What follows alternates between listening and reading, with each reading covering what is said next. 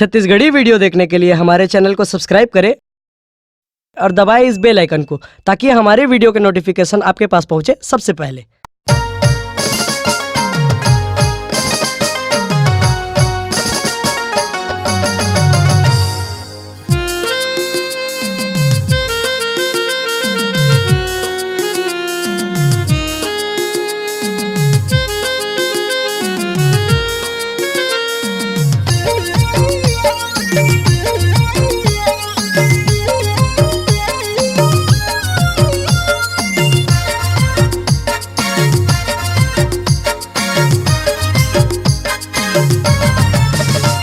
तै देवे miss call करी मैं हकाल हर दिन रविवार कुम्हारी के बाजार मोर से मिले बर चलिया बेगोरी रे कर ली हूँ मैं इंतजार मोर से मिले बर चलिया बेगोरी रे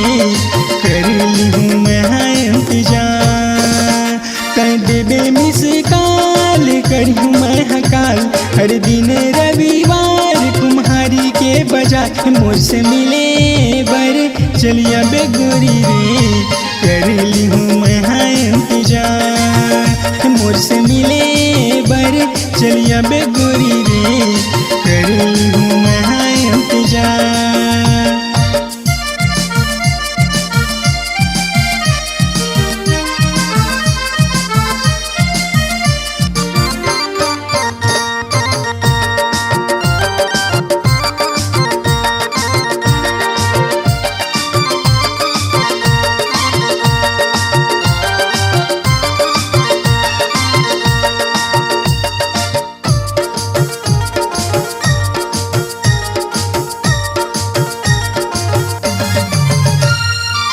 करके बहाना गोरी मिले बरिया बेरे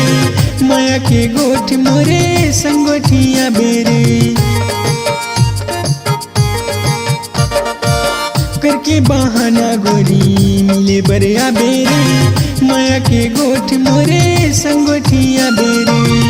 मोर से मिले बर चलिया बेगोरी रे कर ली हूँ मैं इंतजार मोर से मिले बर चलिया बेगोरी रे कर ली हूँ मैं इंतजार।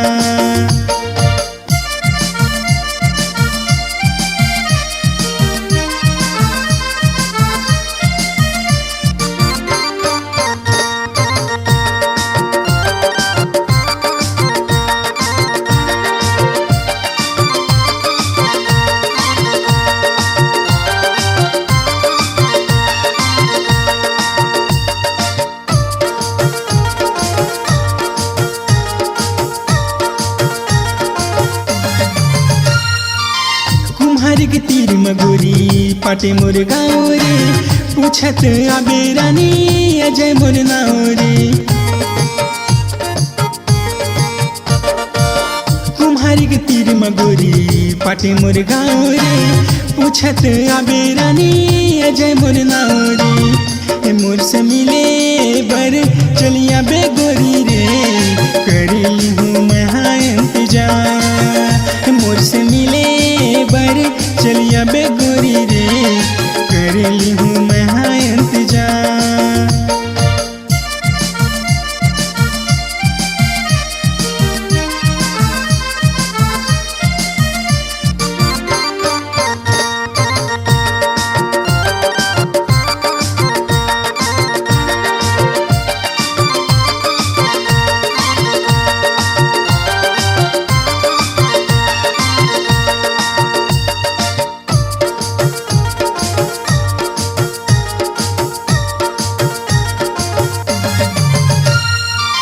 सुरताला मोर गोरी तझन भूला बेरे